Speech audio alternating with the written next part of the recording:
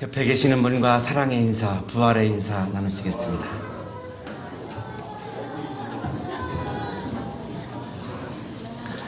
우리 은혜를 온 찬양해 주시는 우리 성가대 친구들에게 감사의 박수 하겠습니다.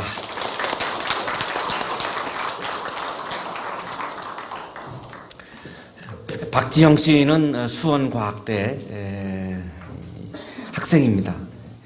가정이 굉장히 어려웠고 홀어머니하고 그리고 여동생하고 이렇게 세 식구가 사는데 학비가 굉장히 어려웠고요. 그래서 휴학을 했습니다. 휴학을 하고 세월호 승무원으로 이렇게 취업을 했습니다.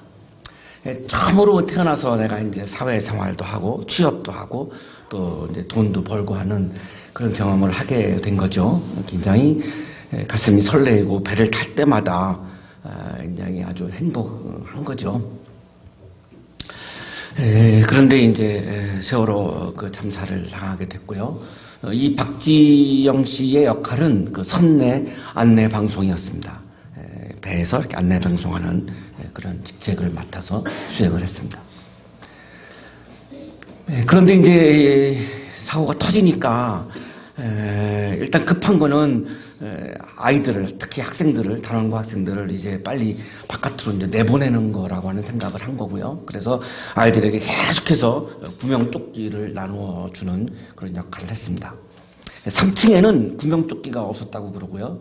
4층에는 구명조끼를 갖다가 계속해서 3층으로도 날라다가 이렇게 전해준 거죠.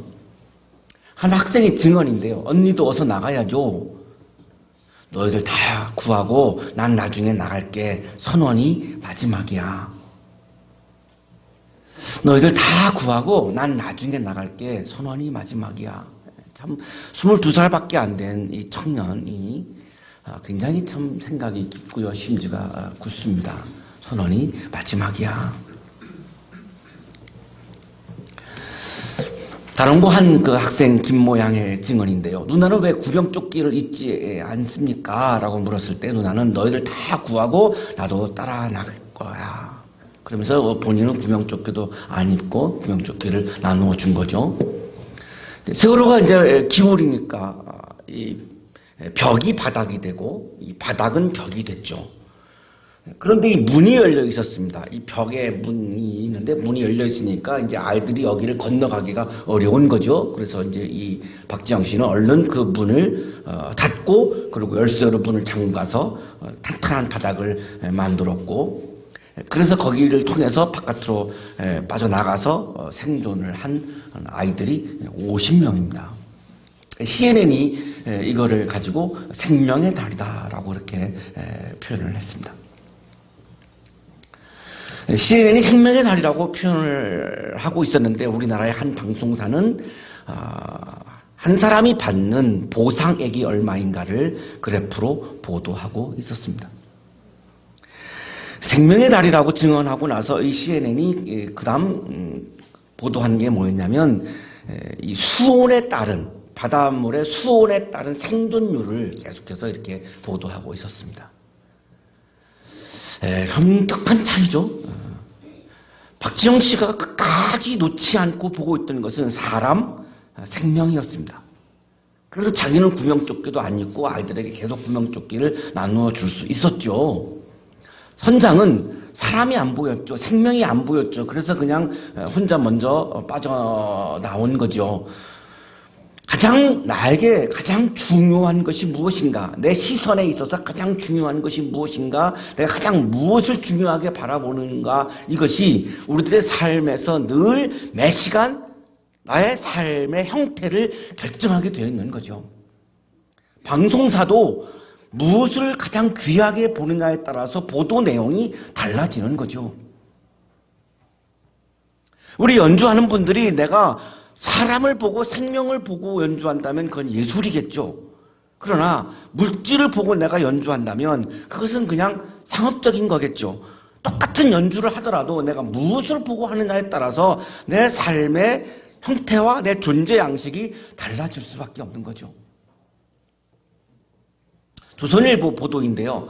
굉장히 나중에는 이제 이렇게 가슴까지 이렇게 차오르고 목까지 이제 차오르고 이제 결국은 이제 조금 있으면 이제 가라앉는데 그 상태에서 마지막까지 박지영 씨가 한 것은 고함을 질렀다는 것입니다. 아이들 보고 빨리 빠져나가라고, 탈출하라고. 가만히 있으라고 하는 누가 방송했는지 모르겠지만 그 방송을 할 때에도 이 박지영 씨는 육성으로 빨리 나가라고, 아이들한테 빨리 나가라고, 빨리 저 높은 데로 빨리 올라가서 탈출해야 된다라고 끝까지 고함을 지르다가 결국에는 이제 물이 차올라서 이제 세상을 떠나고 말았습니다. 이 박지영 씨의 나이가 22살, 우리 친구들하고 비슷한 나이입니다. 같은 나이고 대학생입니다. 무엇이 그녀에게 이렇게 마지막까지 아름다운 삶을 살게 했을까? 시선이었던 거죠. 내가 무엇을 가장 귀하게 보는가? 세월호에 실을 수 있는 차량이 총 85대입니다. 승용차 77대, 화물차 8대. 그런데 그날 실었던 차량이 180여 대입니다. 85대가 규정되어 있는 차량의 수인데 180여 대를 배에다가 실었습니다. 우리 학교가 정원이 100명인데 200명을 받아서 가르치는 거하고 똑같은 거죠. 강의실에 100명이 들어갈 수 있는데 200명을 받아서 앉히는 거하고 똑같은 거죠. 왜 그랬을까요? 결국은 청해진 해운은 돈이 중요한 거죠. 물질이 중요한 거죠. 생명이 중요하지 않는 거죠. 사람이 중요하지 않은 거죠. 세월호가 막 침몰하기 직전까지 이 승무원하고 청해진 해운하고 통화를 주고받았는데 7차례 통화가 마지막까지 있었는데 청해진 해운 사람들이 계속 승무원들한테 질문한 것은 배가 왜 넘어가느냐, 배 상태가 어떠냐, 배에 대한 질문만 했고 승객에 대한 질문은 한 번도 하지 않았다는 것입니다. 그렇게 귀중하게 여겼던 배가 지금 어떻게 됐습니까? 흉물로 떠올랐습니다. 그 배가 무슨 의미가 있습니까? 그러나 박지영 씨의 그 외침은, 박지영 씨의 그 기운은, 박지영 씨의 생명을 소중하게 했던 마음은 지금도 우리의 마음속에 남아서 우리의 마음을 채우고 있고 우리의 마음을 울리고 있습니다.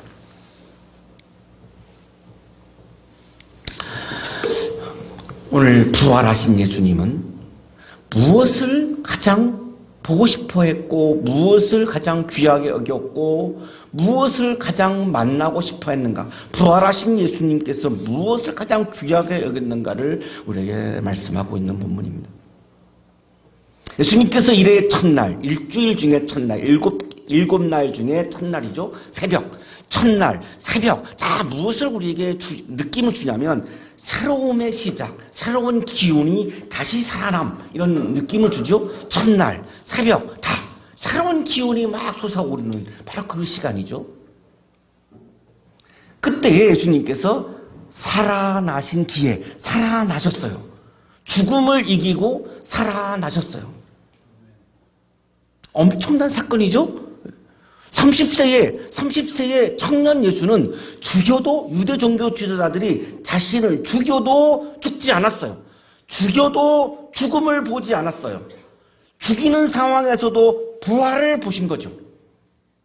새로운 기운, 새로운 출발, 새로운 시작, 생명의 시간, 새로운 시간을 계속해서 바라보신 거죠. 그래서 다시 살아나셨어요. 죽여도 죽지 않은 거예요. 청년은 환경이 나를 죽여도 죽지 않는 사람이 청년이에요. 환경이 나를 죽여도 내가 다시 일어나고, 내가 다시 시작하고, 다시 되살아나고, 다시 솟구쳐 오르는 게 바로 청년이에요. 저처럼 나이가 들면, 죽임을 당하면 다시 살아날 기운이 없어요. 더 이상 일어날 기운이 없어요. 이제 나이가 많아서. 불쌍하죠? 별로 불쌍한 시선이 아닌 거예요. 불쌍하잖아요. 여러분은 뭐가 좋아요? 제가 없는 게 여러분에게 있어요. 기운이 있어요. 다시 되살아날 수 있는 기운이 있어요. 이게 청년이에요. 여러분이 가진 게 뭐가 있어요? 여러분 뭐 돈이 있어요, 집이 있어요, 자동차가 있어요. 여러분 아무것도 가진 게 없어요. 그런데 나보다 진짜 소중한 거를 지녔는데 그게 뭐냐? 기운이에요. 청년이 가지고 있는 기운은 죽여도 내가 다시 살아날 수 있음을 청년 예수가 우리에게 보여주고 있어요. 그게 청년이에요.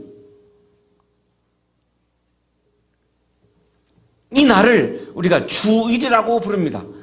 예수님께서 다시 살아나신 이 날을 우리가 주일이라고 부르죠. 주님의 날의 준말이죠. The Lord's Day. 주님이 부활하신 날을 줄여서 우리가 주일이라고 부르는 거죠. 이게 지금 우리가 일요일입니다. 일요일.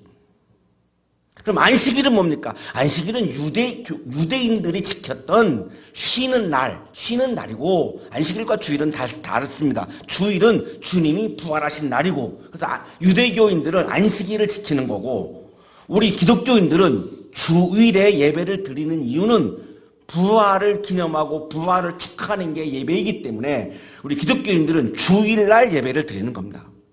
안식교도들은 토요일날 예배를 드립니다. 그들은 안식일을 지키기 때문이죠. 그러니까 안식일을 지킨다는 말씀은 휴식을 지킨다는 말씀이고, 주일을 지킨다는 말씀은 우리가 부활을 기억하고 부활을 축하하고 부활의 마음을 내 마음에 지니는 것, 이게 주일을 지키는 거지, 일요일날 예배당에 간다고 주일을 지키는 게 아닌 거죠. 부활의 기운을 내가 내 마음에 지키고 내가 간직하고, 나를 누군가가 죽여도 내가 다시 일어나는 게, 그게 주일을 지키는 모습인 거예요. 청년 예수는 살아나셨어요. 헬라어 성경에 아나스타스, having risen, 다시 솟구쳐 올랐다, 다시 살아났다, 생명과 기운이 다시 솟구쳐 막 올라오고 다시 살아났다, 이런 의미예요.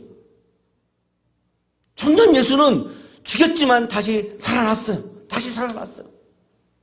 다시 살아났어요. 그런데 죽기 전과 다시 살아났을 때 예수는 다르습니다. 부활 전에는 시간과 공간의 제한을 받는 역사적 예수였습니다. 그래서 이스라엘에만 계셨죠. 부활하신 예수는 이제 우주적 그리스도예요. 시간과 공간의 제한을 받지 않는 예수가 되셨어요. 그러면 부활하신 예수는 어디로 가셔야 할까요? 하나님께 가야죠. 초월적 세계로 가야죠. 하늘의 세계로 가야죠. 우주적 그리스도이시니까요. 놀랍게도 부활하신 청년 예수는 초월적 세계로 가지 아니하시고 40일 동안, 무려 40일 동안 이 땅의 세계, 이 세상, 월드 코스모스, 이 세상에 남으셨어요. 남으셔서 무엇을 했냐면, 누구를 만났냐면 사람을 만났습니다. 자, 40일 동안 사람을 만나는 장면 중에서 오늘 본문은 맨 처음으로 부활하신 예수님이 부활하시고 나서 맨 처음으로 한 사람을 만나는 장면입니다. 맨 처음으로 막달라 마리아를 만나셨어요. 12제자 중에 한 사람도 아니고, 수제자인 베드로도 아니고, 가족도 아니고, 당시의 사회적인 지위가 높은 사람도 아니고, 자기를 죽였던 유대 종교 지도자도 아니었고, 정말 그냥 평범한, 아주 평범한 남성도 아니고 여성, 막달라 마리아. 일설에 의하면 굉장히 매춘을 했던 직업을 가지고 있었던 여성이었다, 이런 설도 있을 정도로 그렇게 막 훌륭한 여성이라고 볼 수 없는 지극히 평범한 여성, 막달라 마리아. 왜 예수님은 부활하셔서 그 영광스러운 존재를 가지고, 부활한 존재, 영광스러운 존재를 가지고 왜 막달라 마리아를 만나고 있을까요? 예수님께 중요한 것은 사람 생명이었어요. 특별한 사람이 아니라 그냥 평범한 사람, 다시 말하면 모든 사람이었던 거죠. 나하고 부활하신 예수님이 무슨 관계가 있는데요? 우리가 그렇게 생각할 수 있는데요. 그것이 아님을 보여주고 있는 거죠. 우리 여기 있는 친구들 한 사람 한 사람을 보고 싶어 했다는 거예요. 만나고 싶어 했다는 거예요. 에이, 저는 안 해요. 저는 뭐 행실도 안 좋고요. 저는 공부도 못하고 해요. 저는 아니라는 거죠. 그래서 막달라 마리아를 만나신 거죠.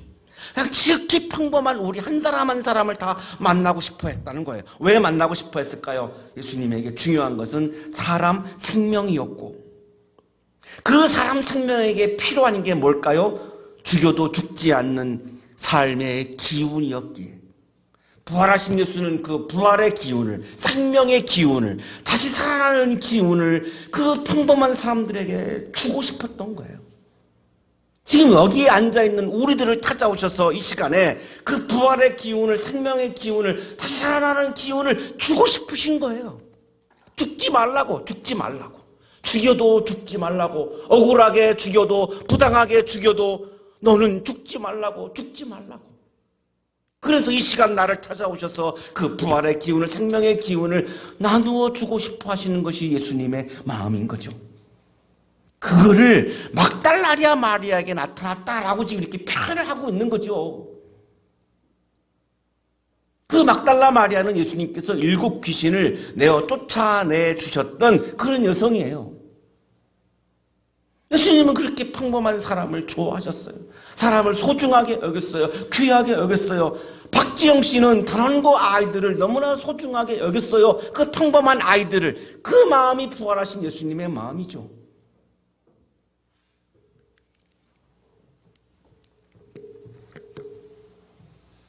예수님으로부터 부활의 기운을, 생명의 기운을 받은 이 막달라 마리아는 기운이 살아나기 시작했죠. 기운이 막 넘치기 시작했죠. 자, 그래서 제자들에게 달려갑니다. 예수와 함께 지내던 사람들이 슬퍼하며 울고 있는 곳으로 가서, 예수님과 지내던 사람들, 이게 12제자를 말하는 건데요. 12제자들은 한 장소에 모여가지고 슬퍼하고 울고 있었어요. 자, 이들은 부활하신 예수님을 만나지도 못했고 부활을 믿지도 못했어요. 가장 예수님과 가까웠던 제자들인데 정작 이들은 부활을 경험하지도 못했고 체험하지도 못했고 부활을 믿지도 못했어요. 그러니까 이거를 전해주려고, 이 전해주고 싶어하는 예수님의 마음을 막달라 마리아는 알았기 때문에 막달라 마리아는 그 예수님의 마음을 전해주고 싶어서 지금 가는 거예요. 제자들에게 지금 막 소식을 전하러, 부활의 소식을 전하러 가는 거예요. 부활을 처음으로, 부활하신 예수를 처음으로 만난 사람도 여성이고 부활을 처음으로 전하고 증언한 것도 여성이었어요. 막달라 마리아였어요. 왜 제자들은 예수님의 제자이면서 부활한다라고 3번이나 예수님이 가르쳐 줬었는데 죽기 전에 제자들한테 3번이나 나는 십자가에 죽는다, 그리고 나는 다시 부활한다, 이걸 3번이나 가르쳐 줬어요. 제자들은 다 알고 있었어요. 부활을 알고 있었어요. 그런데 부활을 믿지 못했어요. 부활을 체험하지도 못했어요. 왜 그랬을까요? 부활을 내 이성 안에, 내 뜻 안에, 내 마음 안에, 내 철학 안에, 내 이념 안에 부활을 집어넣으려고 하니까 그 부활을 내 이성 안에 집어넣을 수가 없어요. 부활 사건은 내 이성 안에 있는 사건이 아니에요. 내 생각 안에 있는 사건이 아니에요. 내 뜻 밖에, 내 생각 밖에, 내 이성 밖에, 합리성 바깥에 있는 사건이에요. 이거를 뜻 밖의 사건이라고 부르죠. 내 뜻 바깥에 있기 때문에 우리가 뜻 밖의 사건이라고 부르는 거죠. 부활은 뜻 밖의 사건이었지 뜻 안에 있는 사건이 아니었어요. 제자들은 이성을 가지고, 냉철한 이성을 가지고 지금 내 뜻 안에서 부활을 해석하려고 하니까 이게 믿어지지가 않는 거죠. 알지만 믿어지지가 않는 거예요. 그래서 슬픈 거예요. 우는 거예요. 왜? 죽임을 당할 때 내가 부활에 대한 소망이 없으니까요. 다시 살아남에 대한 기운이 없으니까요. 슬퍼할 수밖에, 울 수밖에. 우리가 인생을 살다 보면 슬퍼해야 될 때가 오고 울어야 될 때가 오거든요. 자, 조금 있으면 이제 중간고사가 끝나고 나면 여러분 굉장히 슬퍼하는 사람들이 많아지겠죠.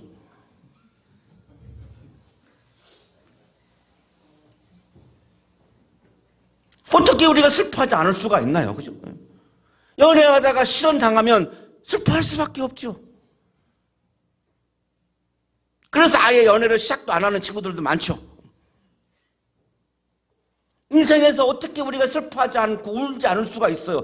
당연히 그런 시간들은 나에게 찾아오는데 중요한 것은 그 슬픔을 기쁨으로 바꾸고 그 눈물을 감격으로 바꾸고 승화하는 그 에너지가 우리에게 있어야 되는 거잖아요.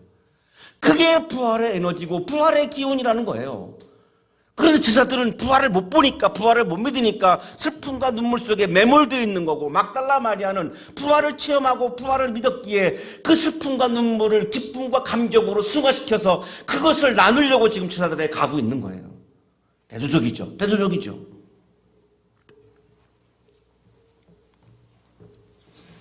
예수님께서 8장 31절, 9장 31절, 10장 34절에서 세 번이나 그렇게 부활을 강의하셨지만 제자들은 못 믿고 있었어요. 부활을 못 믿고 있었어요. 막달라 마리아는 부활을 처음부터 믿었나요? 막달라 마리아도 못 믿었어요. 그래서 시신을 보러 갔어요. 부활하신 예수를 찾아간 것이 아니라 처음에 무덤에 갈 때 그냥 시신을 보러 갔어요. 그랬는데 뜻밖의 사건을 통하여 막달라 마리아는 시신을 보러 갔다가 다시 살아난 예수를 보게 된 거죠. 뜻밖의 사건, 이성 밖에 있는 비이성적 사건, 합리성 밖에 있는 비합리적 사건, 이거를 우리가 한마디로 영적 사건이라고 부르는 거죠. 이것이 바로 하나님이 일으키신 하나님의 사건이고 하나님의 나라에서만 일어날 수 있는 하나님 나라의 사건인 거죠. 막달라 마리아는 죽음도 이기는 이 부활의 기운을, 생명의 기운을, 다시 살아나는 기운을 이 뜻밖의 사건을 통해서 경험했던 거죠. 왜 우리가 부활하신 예수님을 못 만날까요? 왜 우리가 부활을 체험하지 못할까요? 왜 우리가 부활을 믿지 못하고 있을까요? 오랫동안 신앙생활에도 내게 왜 부활신앙이 없을까요? 부활하신 예수를 만나는 체험을 내가 왜 못하고 있을까요? 내 뜻 안에 내가 있기 때문이죠. 내 이성 안에 내가 있기 때문이죠. 내 합리성 안에 내가 있기 때문이죠. 내 뜻 밖에서 일어나신 부활 사건을 내 뜻 안에서, 내 합리성 안에서, 내 이성 안에서 이것을 해석하려고 하니까 부활하신 예수를 만날 수 없는 거죠. 막달라 마리아는 제자들에게 부활을 이야기하죠. 부활을 바라보며, 사람을 바라보며, 생명을 바라보며, 죽음이 아닌, 절망이 아닌, 포기가 아닌 부활을, 다시 살아남을, 다시 시작함을, 새로운 길을, 새로운 시간을 이야기하는 사람이 바로 청년이에요. 그게 청년이에요. 박지영 씨가 22살이어서 청년이었던 게 아니라 끝까지 생명을 바라보고 사람을 바라보고 부활을 바라보고 최선을 다했기에 그녀는 진정한 청년이었던 거죠. 결과가 뭐죠? 그렇게 했는데 제자들은 끝까지 예수가 살아 계시다라고 하는 것, 부활하신 예수를 목격했다라고 하는 것, 그거를 듣고서도 믿지 않았어요. 믿지 않았어요. 왜요? 부활 사건을 내 뜻 안에, 내 이성 안에, 내 합리성 안에 그것을 가두고 그거를 해석하려고 했기 때문에. 다른 복음서에 있는 내용입니다만 수자인 베드로가 이거를 듣고 가보자. 그래서 무덤을 찾아가죠. 갔더니 시신이 없거든요. 베드로의 반응이 고개를 갸우뚱거리면서 이상하게 여겼다 그래요. 빈 무덤에 가서도 베드로는 부활을 보지 못했어요. 부활을 믿지 못했어요. 그래서 그들은 여전히 슬픔과 눈물 속에 있을 수밖에 없었죠. 청년은 사람을 보며 생명을 보며 부활을 이야기하고 희망을 이야기하고 새로운 도전을 이야기하고 우리 안에 찾아오는 슬픔을 기쁨으로 바꾸고 우리를 힘들게 해서 나오는 그 눈물을 감격의 눈물로 바꾸는 사람이 부활을 안고 살아가는 진정한 청년이에요.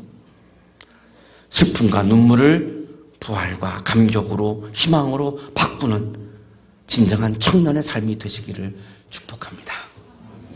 하나님, 우리에게 슬픔과 눈물이 찾아옵니다. 사람을 바라보고 생명을 바라보게 하고 부활을 바라보게 하셔서 주님이 그렇게 간절하게 전해주시는 부활의 기운을, 생명의 기운을 우리 가슴에 안고 슬픔을 기쁨으로 바꾸며 눈물을 감격으로 바꾸며 살아가는 진정한 청년으로 살게 해 주옵소서. 예수 그리스도의 이름으로 기도하옵나이다.